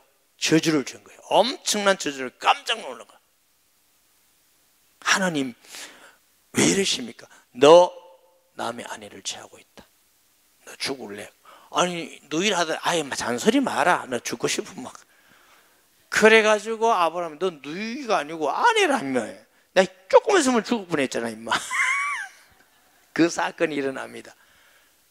자, 그런데 돌려오면서 사례도 돌아오지만 재산을 가지고 돌아옵니다. 이 창세기 12장의 사건인데 이게 이제 사람들 볼 때는 윤리로 보면은 이게 말이야면 거짓말 누가 해요? 아브라함 죽을 뻔한 건 누가 죽을 뻔했어? 그럼 하나님은 자기 피해라고 막 무조건 이렇게 하시냐? 불의를 행하시냐? 그렇게 해석하면 성경을 못해요. 성경을 이해 못하는 거라고. 그럼 이 구절을 어떻게, 그래서 자꾸 이게 언약이라는 얘기예요. 자 보세요. 아브라함에게 하나님이 너로 말미암아 천하 만민이 너희 씨로 말미암아 천하 만민이 복을 받아 했어요, 안 했어요? 했는데 11장에는 사레가 아기를 못 낳아요. 근데 하나님이 12장에서 너에게 아들 주겠다니까 사라랑 아브라함이랑 기분 좋아 안 좋아요? 너무너무 기분 좋지. 기분 좋고 기대하는데 계속 아기가 안 생겨. 그럼 불신앙이 들어 안 들어요? 아는 것도 제가 많다. 불신앙이 들어. 그래서 하나님이 다시 와서 아들 주겠다니까 속으로 뭐냐면 아브라함이 내가 나이도 많은데 종 엘리에셀이나 후사가 되기 원합니다 이렇게 말해요. 종이 있는데. 그러니까 아브라함이 아니다 네 몸에서 나야 된다. 나이 많아서. 근데 네 몸에서 나야 된다가 아무리 해봐도 아내가 아기를 못 낳잖아. 그러니까 또 사라도 아내로서 얼마나 갈등했겠어요. 난 아기 못 낳는데 자꾸 아브라함 보고 네 몸에서 나야 된다니까 도둑놈 제발에 친다고 사라가 어떻게 했어요? 하갈 보니까 어차피 종이니까 그때 당시는 종이 소유잖아요. 종을 통해서 낳아도 내 아들 아이가. 그러니까 이제 영감 왜 불러? 당신 몸에서 아들을 낳는다고 하니까 아기는 안 생기고 오늘 밤에 하갈을 하고 동침하고 아기를 놓으면 어떻게 해서 영감제가 또 아멘 크고 들어가. 그래가지고 동침에서 낳은 아들이 이스마엘이에요. 이스마엘. 또 하갈이 아들 이스마엘 놓고 자라니까 아브라함의 마음이 어디로 가겠어요?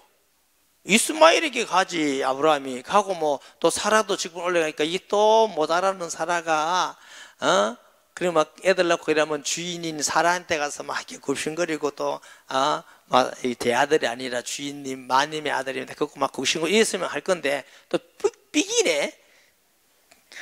아들 없지요? 이렇게 삐니까 막 사라가 열받아 죽겠네. 가만 안아보자. 안 돼요. 애 다쳐요. 이래서 그러니까 막 열받으니까 막 쫓아내버려요. 그러니까 이제 돌아온 일도 있고 이러는데 하나님 또 아들 주겠다 그럽니다.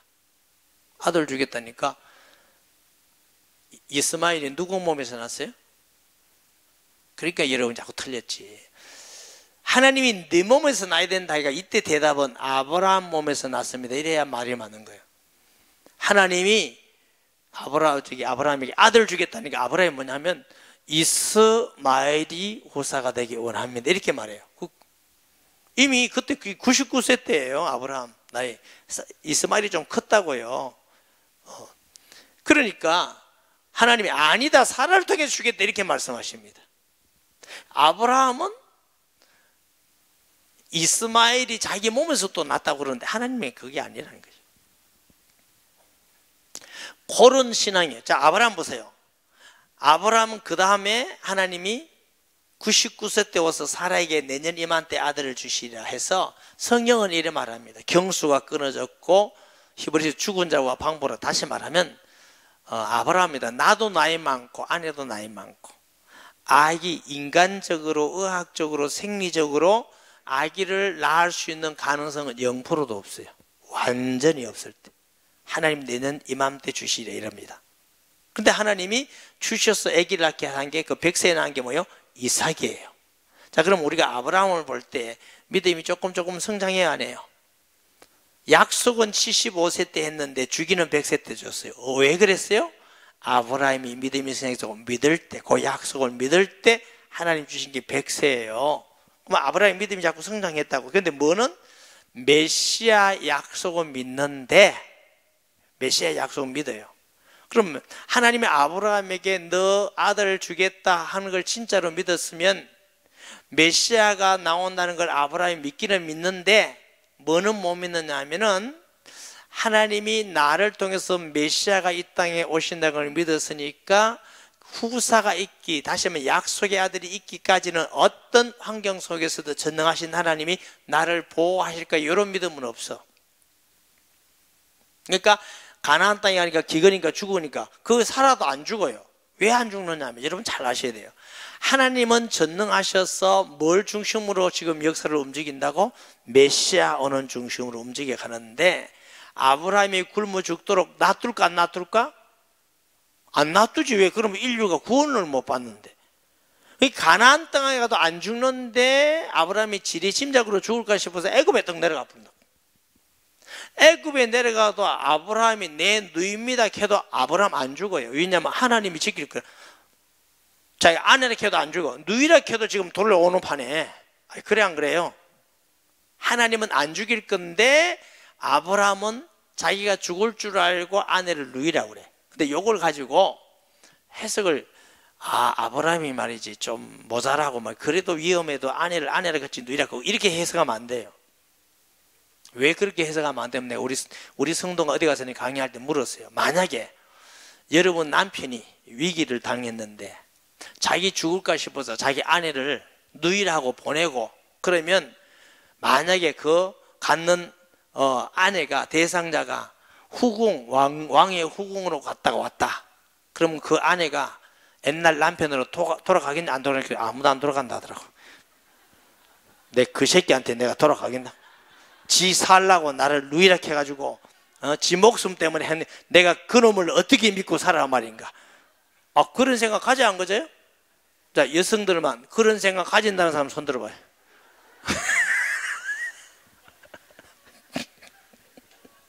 그러니까 여러분이 아브라함의 아내가 안 됐지.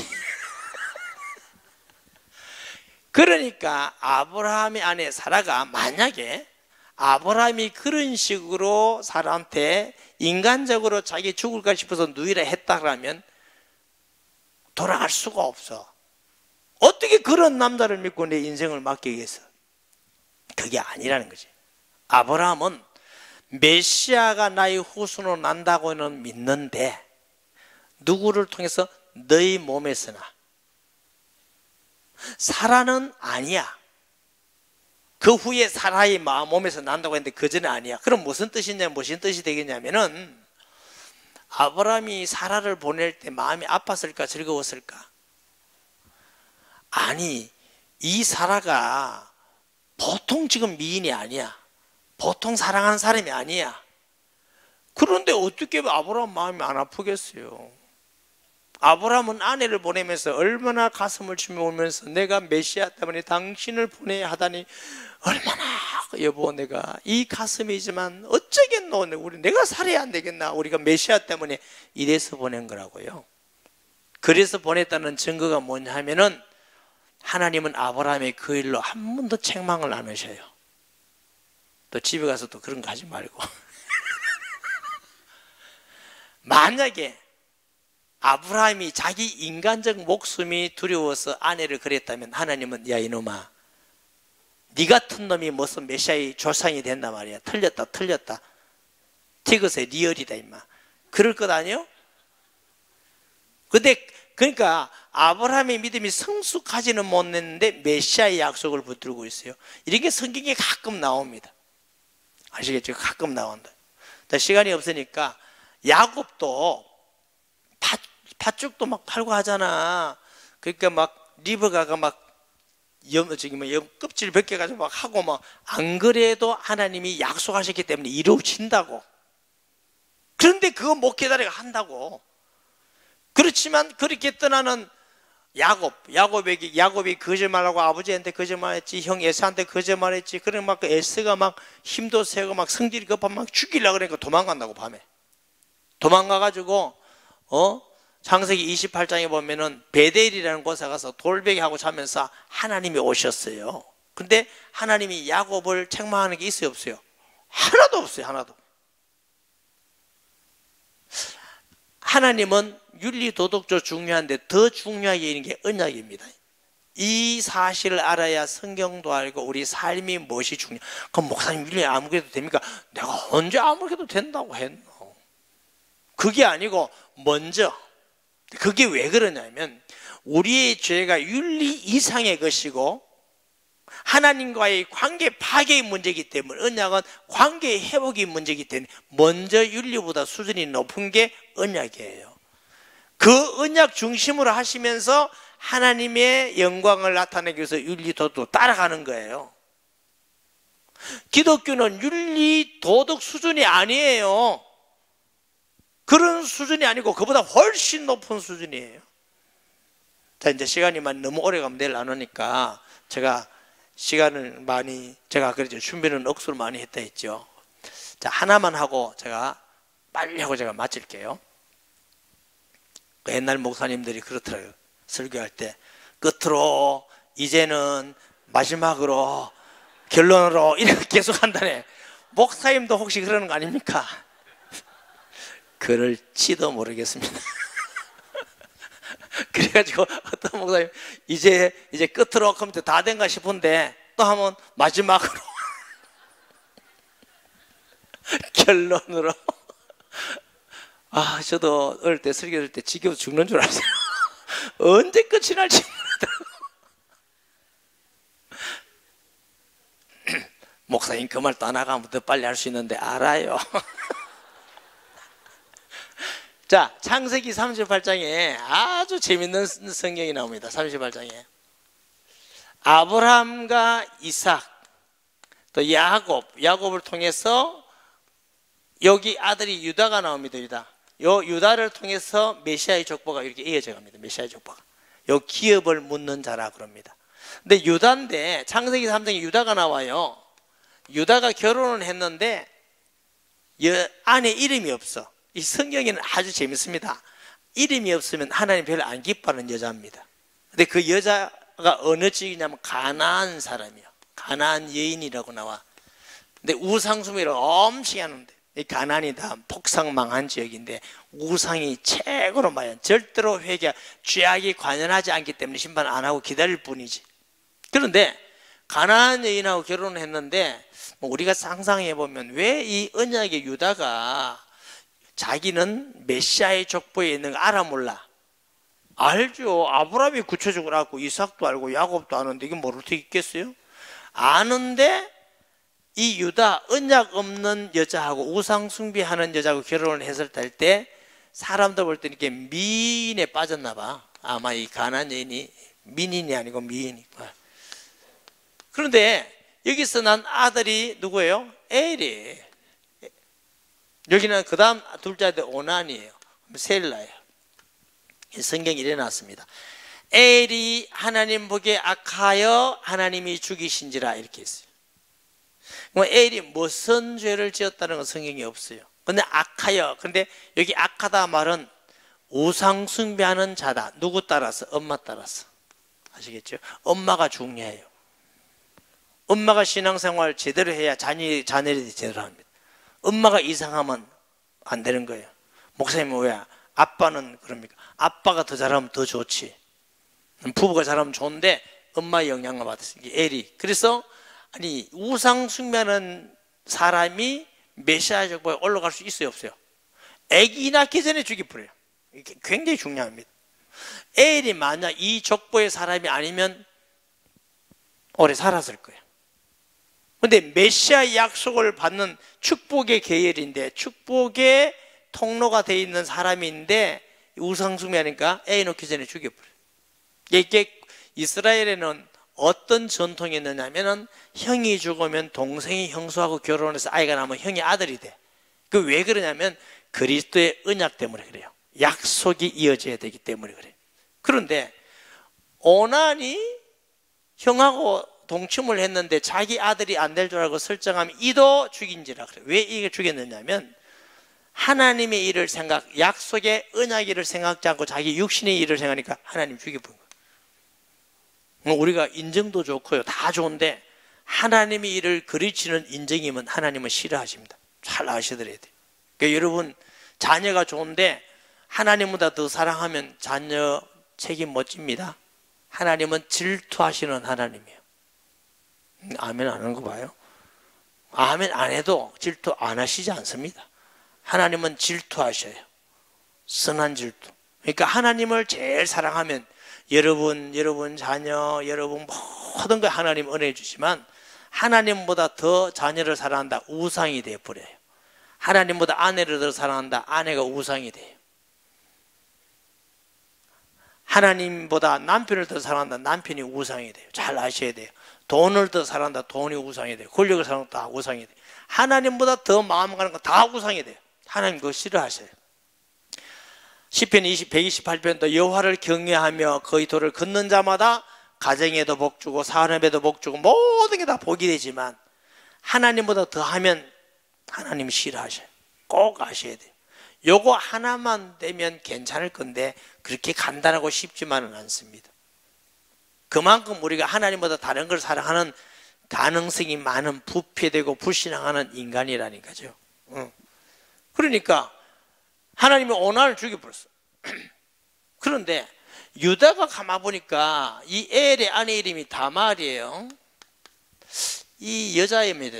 이 여자가 가만 보니까 남자 둘을 잡아먹었어. 그러면 이 셋째 아들도 이 다말에게 시집 장가 보내고 싶겠어요? 안 보내고 싶겠어요? 여러분은 보내겠어요? 성경에는 두려워하여 큰아들 둘째 아들 죽여보는데 유다가 뭐냐? 이 큰아들 둘째 아들이 우상숭배하고 인본주의 쓰고 자기중심적인 걸 모르고 인간적 아들만 보게 된 게. 그러니까 아들 둘 죽고 나니까 세일라 가면 또 죽겠다는 생각 때문에 두려워하여 못 보내고 이 며느리한테 뭐라 하냐면 너무 어려서 네가 친정에 가 있어라. 잘하면 너한테 보낼게 이렇게 해요. 근데 사실은 그 말은 변명이고 죽을까 싶으면 못 보내. 아셨죠? 이 다말이라는 여자는 뼈대에 있는 이 언약의 가문에 와 있는데 이 유다가 아내가 죽은 후에 한참 시간이 지나서 자기 친구가 있는 세겜에 갔어요. 세겜에 갔더니 웬 창녀가 있네. 창녀가 저기 얼굴을 가리는데 유다가 아내도 없고 이 창녀한테 가서 동침을 했어요. 그러니까 생각지 않는데 동침을 하니까 창녀가 돈 달라고 그러지. 돈 달라고 그러니까 돈 없는데 배째라. 그러면 다음에라도 갚아야 될 거 아니까. 빨리 주라고. 그럼 다음에 갚겠다.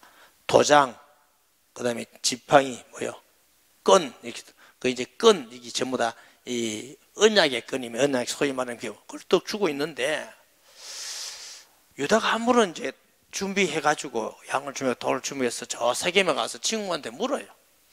이 동네 창녀 없냐? 이 동네 창녀 없는데? 이 동네는 창녀 안 키운다? 이랬더니 유다가 가만 생각해 좀 부끄럽기도 하고 없는 걸 뭐 어떡하겠어. 그럼 그때 공짜로 뭐 그렇게 놀았나 보다 이렇게 생각하고 알았다고 입 닫고 왔어. 근데 소문이 들리는데 보니까 유다 며느리 다말이 어떤 누나하고 눈이 맞아가지고 배가 불러온단다.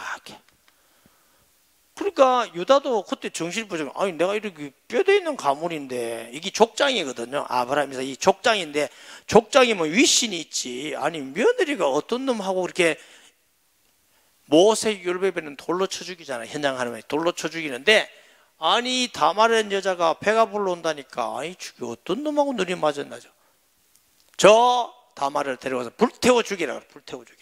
불태워 죽이라니까 다말이 나아가면서 끈 지팡이 도장을 주면서 이 주인으로 말미암아 잉태하였나이다. 그러니까 자기꾸잖아. 유다가 충격받았겠죠. 그럼 유다가 말하기를 정신을 바짝 차려. 그는 나보다 옳도다 이래 말합니다. 그는 날보다 동침치 아내는 베레스와 세레를 낳고 이렇게 나와요. 자, 그런데 이 다말이라는 여자가 마태복음 1장에 가면은 최고 복 있는 메시아 그리스도께서 오기 전까지 최고 복 있는 여자 4명 나옵니다. 마리아 나오고 롯이 나오고 또요 다말이 나오고 라합이 나오고.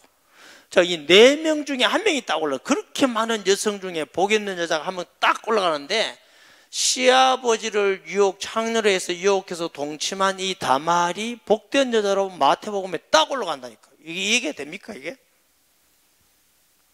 성경이 이렇게 말한다니까. 그러니까 성경을 윤리적으로 도덕적으로 전통적으로 보면 성경을 이해할 수도 없고 해석이 안 돼요. 그런데 하나님에게는 위기가 없지만 한번 생각해 보세요. 아브라함, 이삭, 야곱, 유다를 통해서 그리스도께서 이 땅에 오셔야 되는데 유다는 그걸 잊어먹고 있어. 여자 때문에 잊어먹고 아들 때문에 잊어먹고 망각하고 있는데 그걸 기억하는 여자가 다말이야. 가마보니까 메시아 대회가 끊기겠어. 이때 당시 아니 이 꼭 남자가 필요하면 꼭 시아버지예요. 얼마나 많은 남자가 많이 있겠어요. 근데 어떤 분이 해석할 때 시아버지한테 복수한다고 이랬다네. 그렇게 해석하면 안 됩니다. 그런데 시아버지한테 복수한 여자가 마태복음 올라가? 말이 안 맞지. 말이 안 맞네. 그런데 시아버지를 유혹해서 잉태한다. 다른 남자로서 잉태한다는 말은 뭐냐면 목숨을 걸어야 돼요. 목숨을 걸어야 되고 또 세상에 그와 같이 인간적으로 윤리도덕으로 수치스러운 일이 있어요 없어요? 그보다 수치스러운 여자가 시아버지를 유혹해서 잉태를 했다. 그러면 죽을 수도 있고 어마어마한 수치를 평생 가지고 살아야 될, 다시 말하면 이 다말이라는 사람은 메시아의 약속을 잊기 위해서 자기의 모든 수치와 목숨까지도 내어놓고 유다를 유혹해서 동침한 거예요. 이해됩니까? 하나님 볼 때 이 다말이 이뻐 안 이뻐? 이 유다는 그리스도라는 어마어마한 언약을 잃어버린대. 자, 메시아라는 언약, 이 메시아 그리스도라는 언약을 유다 한 사람이 아니고 모든 인류가 앞으로 구원받아야 될 이름이에요. 아브라함 그림 있잖아. 아브라함은 모든 이방인들도 메시아를 통해 구원받는다고 성경에 기록이 되어 있잖아. 아브라함은 그렇게 믿었거든요. 우리 갈라디아서 봤잖아. 아브라함은 이방인들도 구원받을 걸 믿었는데, 그러니까 예수님 당시 유대인들이 잘못 믿은 거죠. 유대인만 이렇게 믿었다고. 그러니까 예루살렘 교회를 하나님 두고 안디옥 교회를 통해서 세계 살리는 일을 하는 거죠. 그러니까 우리가 복음이 나만, 우리 집만, 우리 교회만, 이거는 복음적이지 아닙니다. 우리 나라만. 복음은 세계화입니다. 글로벌합니다. 우리 생각이 내가 예수 믿고 구원받았으면 다 내 옆에 있는 아멘 사람도 구원 받아야지, 이런 생각이 들어가야 이게 복음적이에요. 내 집만 구원받고 나만 복받고 나만, 그거 복음적 아닙니다. 그게 무당적 기독교입니다. 옛날 사람들이 나만 예비고 우리 집만 복받고 우리가 내가 먼저 복받고 자꾸 이렇게 해요. 그거 틀린 거예요. 그거 복음적 아니에요. 복음은 내가 구원받았으면 또 다른 사람이 구원받고, 내가 복을 받았으면 다른 사람이 복을 받아야 되고, 우리나라가 예수 믿고 잘 살았으면 또 다른 하나님께 전해야 되고, 그래서 우리나라에 선교사들이 와서 죽고 피 흘리고 자꾸 한 이유가 뭐냐면 복음 때문에. 그래서 우리도 선교하고 빚들 갚아야 되고, 아멘. 불신자는 지옥 가고 우리는 천국, 이게 아니고 불신자도 우리가 복음 전해야 될 대상이지. 무당 복음 전해야 될 대상이에요. 스님 복음 전할 대상입니다. 가서 스님하고 막 싸우고 이러지 마세요. 지옥 간다 계속 그러지 말고, 이 사람도 복음 전해야 될 대상이에요. 아멘. 몰라서 우상 숭배하는 사람들이 다 복음 전할 대상이지 우리 원수가 아니에요. 우리 원수는 마귀예요. 마귀. 우리 원수가 마귀지, 절에 다니는 사람이 우리 원수 아니에요. 스님이 원수, 무당이 원수가 아니에요. 우리 교회 무당도 예수 믿고 돌아오고 막 그랬잖아요. 우리 김원희 권사님 집에서 제가 성경 한 적이 있어요. 그렇죠? 그때 어떤 스님 와서 몇 번 와서 또 몇 분 오더니 안 오더니 그 스님 억수로 웃기도. 그래서 이 다말은 자기의 수치와 목숨의 위기를 다 감수하면서 동침해서 이게서 메시아의 약속이 태어납니다. 하나님 볼 때에 이 여자는 정말 귀하기 때문에 복된 여자로 마태복음에 다 올라갔어요. 제가 지금까지 무슨 말씀을 하고 싶었었냐면, 창세기뿐만 아니라 모든 구약 성경이 그리스도라는 언약으로 성경을 보고 이해하고 해석을 해야만 그게 성경적 해석이 돼요. 그래야 성경을 알고 성경을 우리가 바르게 이해해요. 이런 관점으로 설교를 계속 듣고 내가 믿고 설교를 해야 그리스도를 알아가게 돼요. 안 그러면 그리스도를 잘 모릅니다. 오만과 때만 하면 잘 몰라가요. 아무리 평생 예수 믿어도 잘 안 됩니다. 그래서 제가 말씀을 말씀을 통해서 예수님이 그리스도가 증거된 걸 듣고 내가 그걸 전해야 하나님이 함께 한다는 말씀을 쓴 이유가 그렇습니다. 그러면 이후는 마찬가지입니다. 출애굽기는 피입니다. 피가 그리스도를 얘기하는 겁니다. 레위기 제사법, 성막 그리스도 모형하고, 성전 그리스도, 왕, 선지자, 제사 다 그리스도입니다. 그래서 그러면 구약에 전부 다 그리스도로 자꾸 증거하고 있습니다. 언뜻 보면은 제사 얘기하는 것 같은데 양을 잡아서 피 흘렸던 누구? 그리스도 이름으로 제사 받으신다. 아멘. 성전, 예수님이 성전을 헐라 자기 자신을 말씀하신다고 성경에 기록되어 있잖아요. 구약 성경을 그렇게 봐야 되고 신약 성경도 마찬가지예요. 신약 성경도 그리스도를 중심으로 쭉 이렇게 봐야 예수님께, 하나님이 우리에게 주신 성경을 바르게 알고 믿는 겁니다. 다른 방향으로 보면 안 됩니다. 요거 말고 다른 게 하면 틀리게 보는 겁니다. 이거 제 말로 들으면 안 돼요. 성경이 그래놨대요. 요한복음 5장 39절, 너희가 성경에서 영생을 얻는 줄 알고 성경을 상고하니 성경은 내게 대하여 증거하는, 오늘 본문에도 모세와 선지자와 시편에 나를 증거하는 것이라고 예수님 말씀하셨어요. 아멘. 자, 이래서 여러분이 듣고 혹은 CD를 듣고 이런 걸 여러분 부단히, 이게 금방 될 것 같지만 안 그래요. 부단히 듣고 눈이 열려서 성경은 이렇게 말씀하는구나 보고 여러분이 그렇게 성경을 읽으면서 쭉 그리스도가 발견돼 가야 돼요. 그리고 그러면 세상이 하나님이 함께하는 사람에게 세상은 승리하는구나. 왜 이 말씀을 하시느냐면 그렇게 예수님이 보이고 믿어야 하나님이 우리에게 늘 함께하는 역사가 있게 돼요. 아멘. 자, 제자들, 사도들이 보고 말씀을 전할 때 보세요. 사도행전을 자세히 보세요. 모든 구약 성경을 통해서 예수님을 전합니다. 거기에 하나님이 함께 하신 줄 믿습니다. 아멘. 그래서 성경은 구약, 신약, 약속으로 되어 있다. 끝으로 마치겠습니다.